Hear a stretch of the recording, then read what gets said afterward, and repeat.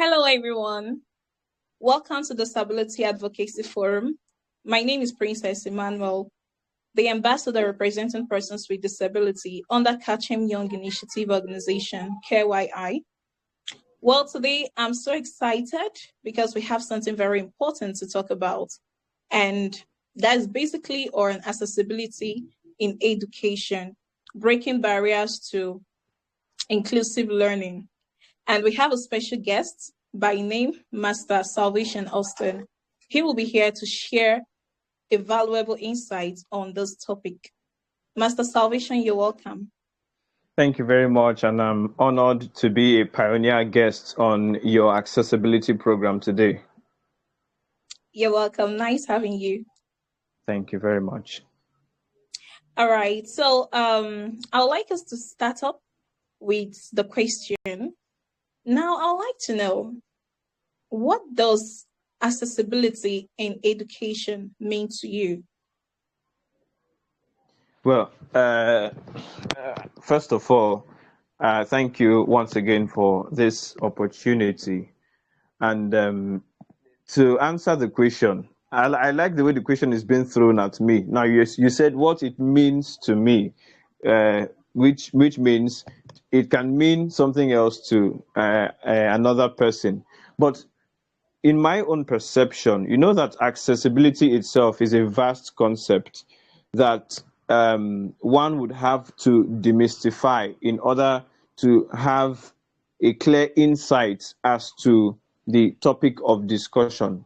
Now, with regards to education, accessibility in simple terms means, it is coined from the word access. So accessibility is to gain an enabling access, to gain access to do something. When you have the access, when you have the ability to do something, then it is just like accessibility, as some people will call it in a local parlance, accessibility. So when you access the ability, so accessibility simply means to gain access to do something. Now, in this context, the educational context, accessibility to education means being able to gain access to quality education. Now, you're not gaining access to education, mind you, you are gaining access to quality education, irrespective of your disability, your financial status, your gender, your tribe, and what have you. That is just what accessibility to education entails, in my own comprehension. All right. Nice one from your end. So I would like you to, share with us, how has your experience shaped your understanding regarding accessibility, or better still, inclusive learning? How has your experience shaped your understanding with regards to this? All right. So for those who are listening, exception of you who already know that I'm a visually impaired person and I'm a student, for those who are listening and would want to know, I am a student. I just concluded high school. And so what you're asking now is my experience thus far. How has it helped to shapen my understanding of accessibility?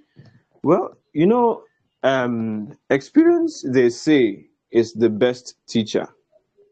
I would not want to acquiesce to that for now. Reasons best known to me. But I think the experience I have gained so far has exposed me to so many ideologies and reality at the same time. I've been able to observe that over here in Nigeria, where I school and where I'm still living, we are yet to get it right when it comes to accessibility to education. Because we are not only looking at it in the perspective of of somebody living with disability, we are looking at it now at a general perspective. We are yet to get it right with regards to gaining access to quality education. Now, if we are yet to get it right generally, is it with persons with disability that we have gotten it right? Of course not. My experience has been a combination of rough and smooth. And put together, I can say that it has been a bitter sweet experience, an oxymoronic experience that one without a strong heart may not wish to go into. So it has been able to expose that accessibility is not yet at its peak. It has not attained its peak at the moment. Wow. Okay, so what you're trying to say in essence is that accessibility or inclusive learning has not yet been obtainable in No, no, no, no, Nigerian no, no. system of education. Yes, we may still be in the process of trying to get it right, but until we do what is right, we will not get it right. Because I'm speaking from experience, which many people would say that is the best teacher. Okay. I don't think the educational system is currently inclusive.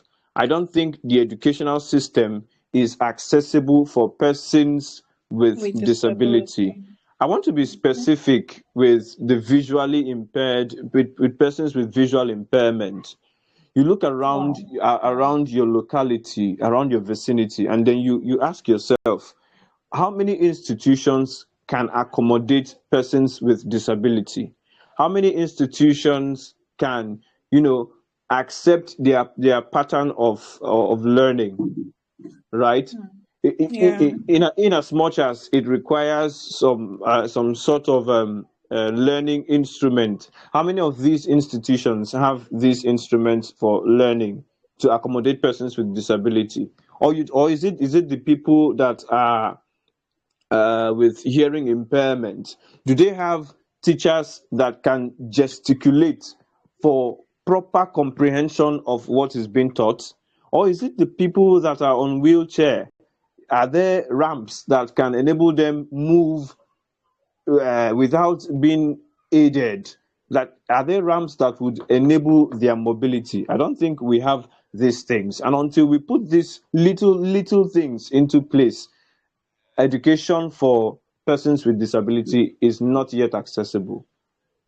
Well, so well, I think for all you've said, Yeah. that means we really need a proactive measures to be put in place to achieve this. Yes, we Wow. need. I think we have been theoretical over time, but we need to be pragmatic. Yeah. Mm. Okay. So tell me, what are those accommodations you think educators should provide for people with disability? I mean, students with disability. What are those accommodations you think can be, helpful to persons with disability? Wow, this is a very good question, and at the same time a tough one for me. Didn't see this coming. But if I must say, and if I should be sincere, there are many things that should be put in place to make education accessible for persons with disability. But the primary accommodation you can give is the accommodation of passion. When you have Okay. passion to tutor persons with disability, every other thing can fall in place. When you have passion for their learning, for our learning, when you have passion that, despite the obvious disability, this person still wants to go to school, this person still wants to learn. Once you develop the passion, every other thing can fall in place. It is when you have the passion for persons with disability to learn that you will provide embossers for them to have their questions, their examination questions brailled. It is when you have the passion for them to learn that you are going to ensure that teachers are being trained in various workshops to gesticulate and tutor people with hearing impairment. It is when you have passion. No, I'm not talking about compassion. I don't even want you to have pity, because self-pity and third-party pity is not encouraged anywhere. But just develop the passion. Develop that passion that this person must learn, this student must learn. Now, it is not applicable to only persons with disability, but just develop the passion that even this student under your tutelage must learn. Once that Yeah, passion is there, then you'll be able to provide every other thing for the student. You'll be able to provide the requirements that would aid learning and make learning efficient for the student. Because if we want to enumerate materially, we will start by mentioning, and we will not leave this place. But I tell you categorically that everything that you would want to provide for persons with disability to learn is embedded in your passion for it. exactly. Wow. So, in essence, what you're trying to say is that passion, or better still, empathy, is necessary, You you just you and is just a got the tool word that out of can me, help. empathy. Yeah, is a tool that can really help to achieve this.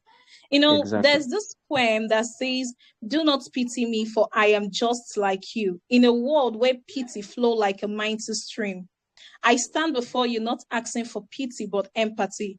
For I am not defined for what I lack or my disability. I am defined for my resilience, my strength, and my ability." So, Exactly. um, It perfectly delineates what we are talking about. Exactly. Yeah, well, yeah. you might be the author of that particular poem you just recited. Who knows? So Wow. So, okay, I think this particular topic cannot be exhausted, but due to time, we have to a kind of conclude this. So, my last question is, what are those common challenges you think educators face in, you know, putting into place or implementing this accessible or accessibility, for persons with disability? Like, what are those challenges they face in making sure that people with disability have access to an enabling environment, inclusive education, and stuff like that? And what do you think can be done to ensure that these challenges are handled, like well handled? well, like I said before, you remember I told you that making learning accessible for persons with disability is embedded in passion. So I take it from there again that the primary challenge they face is passion. Most of them don't Okay. lack passion. They don't have passion rather for it. And it is not that they don't have human empathy. Mind you, please take note of it. It is not that they don't have human empathy, but you don't have passion for what you don't know. Because Okay. if I tell you now to go and write a sonnet for me, you don't know what a sonnet is. So you cannot Yeah. just go and write anything and then name it a sonnet. It must have a 14 line with a metric pattern, a particular metric pattern. Now, and by the time you know what a sonnet is, you will write the sonnet for me with deep passion. Because why? You know what it entails. Now, Yeah. one of the challenges faced by our educators is their inability to understand persons with special needs, persons with disability. They are not schooled into the rubrics of what it entails to teach people with disability. And it is not their making, it is not their fault. It is primarily because there hasn't been any workshop organized to train educators on what it entails to provide quality education for persons with disability. Yes, so being a novice is one of their challenge because there are many, like thousands of educators, teachers that would want to see you as a visually impaired person, as a cripple, as a deaf person succeed. They really want to see you at the top one day because it will be their joy, right? But they don't Yeah. know how to go. They don't know how to go about it. They Go don't about even know it. where to start from because why? There's no provision to school them into the rubrics of what it entails to teach this category of persons. And so once it happens like this, they lack passion because they don't just know where to start from. They don't know where to Wow. start from. They know that they have to do something. They know that something has to be done. But how will they start to do this thing that needs to be done is the challenge. Hmm. Wow. Okay, so what do you have You to say to you said how what do you think or what do I think is the solution to yes, solving this yes. particular problem? Yeah. The solution is simple. Um, it begins from the roots. Workshops should be organized. Awareness should be created. Once Okay. the awareness is there, the passion will come into play. And once the passion comes into play, learning would be made easier and efficient for persons with disability. It works in pari passu. So let there be an awareness on on how to teach, guide, and direct persons with disability. And so once these people are schooled into the nitty-gritty, then the passion would develop itself. And once the Yeah. passion is there, every other thing will come into full play. Follows. Yeah. Okay, so I think we have to wrap it up here. What is your last word for those listening to us? What do you have to say? Oh well, you want me to give my last word? I'm not giving my last. I'm not giving my last word because I would still want to air my opinion again and again. But Okay. on a more serious note, I think education is for all. Education is for all, and once education is made available, everything becomes easy. So Yeah. let there be the awareness that people with disability are learning and still want to learn beyond what they have learned. Once that Exactly. awareness is created, then every other thing will fall into place. Wow. All right. Thank you so much, Mr. Joseph, Salvation Austin. Thank you so much. It's really nice having you. And I must say, it's really a pleasure having you on the show today.